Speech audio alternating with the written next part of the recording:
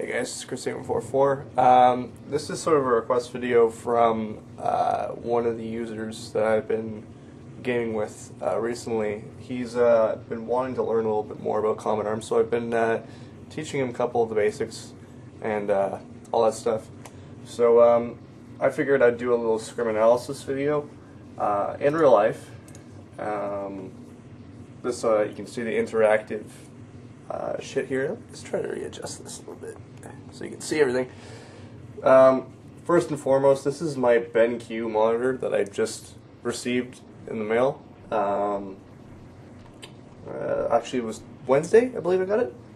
Last Wednesday. This is the heat and spawn monitor. You can look it up. The XL296789. I don't know what it is. Okay, it's a bunch of fucking numbers and letters and shit like that. So, just look it up. Heat and spawn monitor on Google, and you can get it. It's 120 hertz. Really nice, pristine quality. Really good for gaming. I'm now playing Counter-Strike Source, and yeah, so it's a good monitor for Counter-Strike and other FPS games. I haven't actually played Common Arms on it, so I'm not sure how that would go, but I can bet that the performance is probably a little better. So my goal for this video, this is an older scrim. When I was back in BEB, that was probably a year ago from now, actually.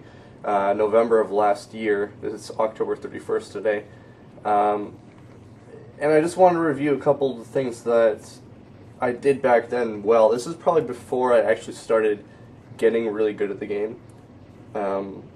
This is my upward spiral started in BEB, I'd say. I learned a lot of my basics in Omni, but when I went on my own, left Omni for a little bit, made a do, and all that shit, this is when I started getting really, really good at the game. And actually, this is the period and point in time when I made my name Slayer. So if you ever hear the name Slayer being called, you know who it is. So I'm just going to reset this actually to the start so that we can go over this round by round.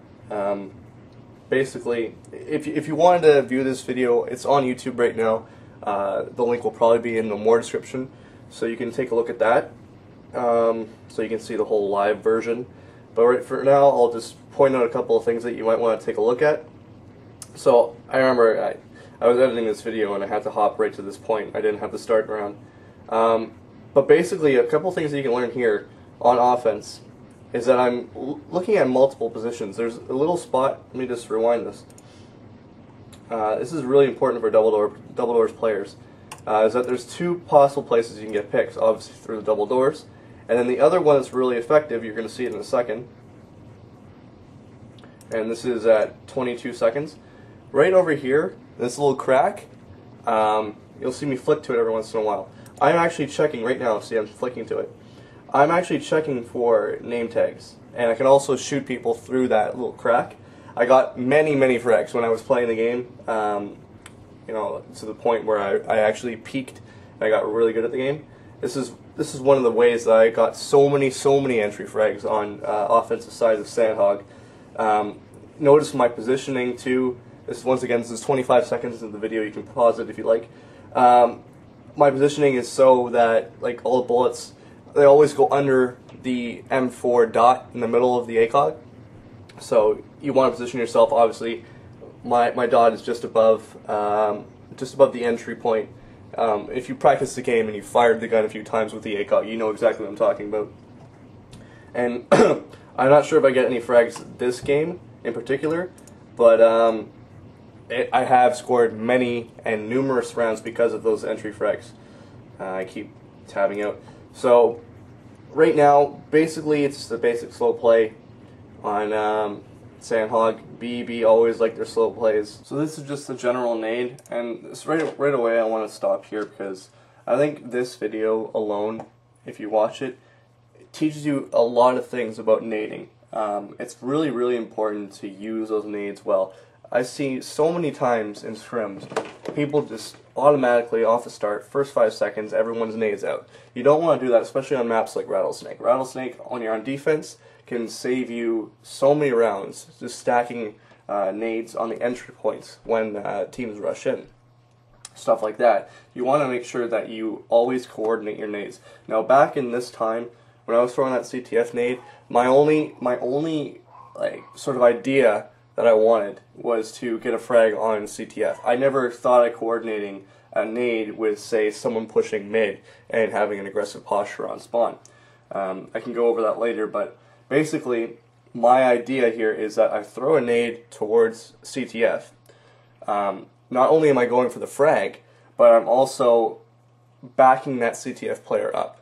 So basically, you throw the nade, it explodes in their face, they go, oh shit, back off, and that means that your spawn, or middle player rather, can move up a little bit, take an aggressive posture on spawn, on the entry of the boxes, at front of the Sandhog, and basically have no worry about CTF, because they're not going to get fragged from him. He's backed off, he's running away, or he's lit up, or he's dead. Once you have that opening, they can move up, and they can coordinate with their truck player, who pushes up the alleyway as well, and crossfires the guy in spawn. That opens up another opportunity for frags. So you have 2 opportunities for frags, and if you kill the guy in spawn, 9 out of 10 you're going to win the round on offense. That's like the anchor position spawn. You kill the guy spawn, you kill the guy truck, that's a whole opening on the map. And that, in effect, will weaken their catwalk, because they have to rotate one guy off catwalk and send him to spawn. Now, traditionally in Sandhog, you have to expect that there'll be 1 to 2 people by catwalk, 1 on the ground, 1 on catwalk maybe, 1 person CTF, 1 person watching middle, and 1 person in the spawn. So you can see how important it is to get that frag on the guy at truck side. You get that frag, doesn't matter how many people are alive, you're opening the map up to many big rotations. And I know they're like small 5-second rotations, but they can mean the difference. Because once you're in position and you've got those frags, they're always going to run in front of you. So if you're at middle, they're going to end up running across, and you get another chance at another frag, because they have to keep filling in those positions. So really, really important. Set nades and coordinating it with your teammates. Now I like the way that I'm going through this. I've watched this before I actually made this video, obviously. Look at how I'm clearing. This is really important now. The first thing that I want to emphasize, I'm doing this wrong, but like I said, this is the point where I'm in an upward spiral. I start getting better. You want to get this crosshair at the edge of the door. That way, if there's someone triple boxes, I end up walking into their head with the crosshair. Now, I do it semi-okay. I would have required a flick here to that triple boxes. It would have been fine though, because most people in the game, we were playing a logic in this game. I could assume that I wasn't going to get destroyed if I walked out and got, shot at, just with the way the game works. But in Counter-Strike or something like that, really deadly, really important that you put that crosshair in the right position. Now, right away, I'm clearing. I should have, here it is again, I should have the crosshair right against the wall. And I don't know if you can see this from here, but there's actually a guy right here who's, this is a standard position. And what I'm going to have to do now is flick, which I end up doing, hit him once or twice. Now, I know with those hits, this is a perfect example of how I played. My theory in Common Arms was that even if I lit someone up, they're always going to be aggressive. Always, always, always going to be aggressive. They're always chasing frags. That's just the common thing. It's a really bad habit. I recommend if you are doing it, you need to stop right now. And right away, I hit him twice there. So I knew he was lit up. It takes 4 shots for the M4 to kill a person. I hit him twice in the chest. I knew that, so I'm backing up. And sure as the light of day, he's strafing across right now because he's shooting through the walls. So I know this. I'm positioning myself really well, just spamming a couple of shots. That little burst that I did there, really important again. Like I said, I knew he was lit. So what I'm doing is just firing a couple of shots. Maybe I can get a couple of lucky hits on him, line him up even more. And I believe I did actually end up hitting him. Now my truck player got killed. One Dragon. He usually always played truck. I know Bizzo plays truck and spawn. I still remember this. He was always one of those players. So I need to rotate instantaneously over to truck. I know there's one guy lit on catwalk, which is good. I did my work over there. I'm still alive, 100% HP. Now I gotta move back over because I need to give my sniper his support, because now truck is open. Bizzo has the opportunity to rush up, so we need 2 people over in this area all the time. Now, Emmy, who's the sniper at the time, is getting fragged. He's getting shot at, so I can open up. This guy's completely distracted with Emmy, and I just love this. I love this. It was so good. Like, back in BB, we used to do this all the time. Emmy jumps away. He chases all the time. Here's my theory again. Everyone's aggressive. They're always going for those frags. So when Emmy jumps away, that pulls him out into the open. I'm positioned in a perfect position to catch that person when he jumps out. And of course, I get the frag there. So there you go. There's a perfect example again. I find everyone, even on defense, always really, really aggressive. The only teams I ever saw had the discipline to stop themselves and not do that, other than Mortiferous, sorry buddy, was BEB. BEB was really good at controlling themselves. So that, just for reference, those shots that I did, that was a controlled burst. Now if I can position myself, I can show you exactly what we're dealing with here. Here's my mouse. Basically all I'm doing is I fire and I pull down nice and slowly. Nothing crazy. You can't even see the movement really, but like I'm just pulling down very slowly to basically mask the bounce. And the bounce in the ACOG, when you practice more and more and get more experience, you'll end up feeling like basically the shots are just going straight. The first 5 or 6 are going straight. Yeah, and if you tap fire in a certain way with the M4, you can basically tap fire 15 straight bullets with the pull down on the ACOG. It's pretty deadly. It makes the game really easy if you've learned these things. But other than that, if you haven't, you need to figure it out on your own. Now here's another important thing. Emmy goes to the truck. I'm supporting him at mid. And the first thing that I do, so that people aren't aggressive on spawn, because we want to keep them back because Emmy's pushing up the truck side, is to take out those boxes. The boxes open up this whole area, and now I can take an angle. Because when Emmy crosses, chances are, if I'm holding that angle, which he crossed, he wasn't there, the guy in spawn didn't rotate fast enough, I'm able to pick this guy if he does end up moving out into the open. The exact same tactic that we used with Emmy and me, positioning myself properly. Now, Near's dead on catwalk. I believe I heard him call out that the guy was lit, so I know there's 2 people lit on catwalk because early on in the round, I lit up the guy. I dodged a nade here. Nothing important. I'm waiting to see if there's going to be a person aggressive here. Nothing crazy important. I'm just clearing things right now. I like the way I do this, very cautiously, you know, nice and slow. I have 1 minute and 21 seconds. I know the catwalk's clear because I hear somebody and I can see right away that there's someone on catwalk. Emmy's distracting him right now. This is a communication thing. Emmy's distracting him, so now I can scope in. He has absolutely no idea I'm there. A nice controlled burst. And right away I believe I know because I've lit the guy up on catwalk early on in the round. I know that he's lit. I know that Near lit the other guy.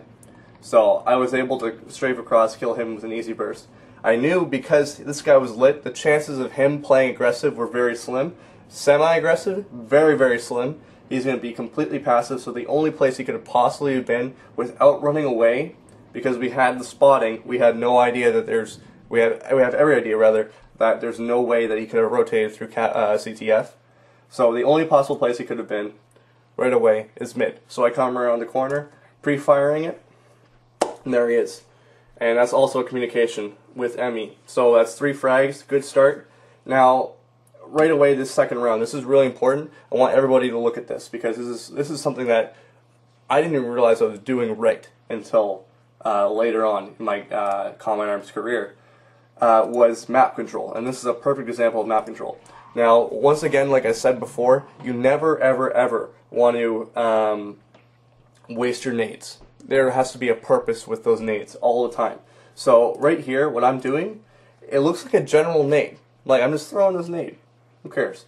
But what I'm actually doing is map controlling it so that we can get control of Cafe faster. Now this nade, basically, I throw it in the air and it's going to land, from my perspective, through double doors, basically left of the helicopter. And yeah, left of the helicopter in front of the pillars back behind the double doors, way back, you know where the triple box set is. There's a pillar there that you can shoulder peek. It basically lands in front of there. Now, what I'm doing with this nade is that will block off, because the general route to the elevator on catwalk is basically running in a diagonal beeline straight through. So if I throw a nade, a nice set nade, on a person who's got a spawn for that spot, it has this possibility of either fragging him or giving him great damage. Now the other possible way that he could be running, plus the fact that he might see this nade and dodge it, is running towards the truck. Now if he runs towards the truck and dodges the nade, what I'm going to do here, you'll see right now, is I take out the barrel.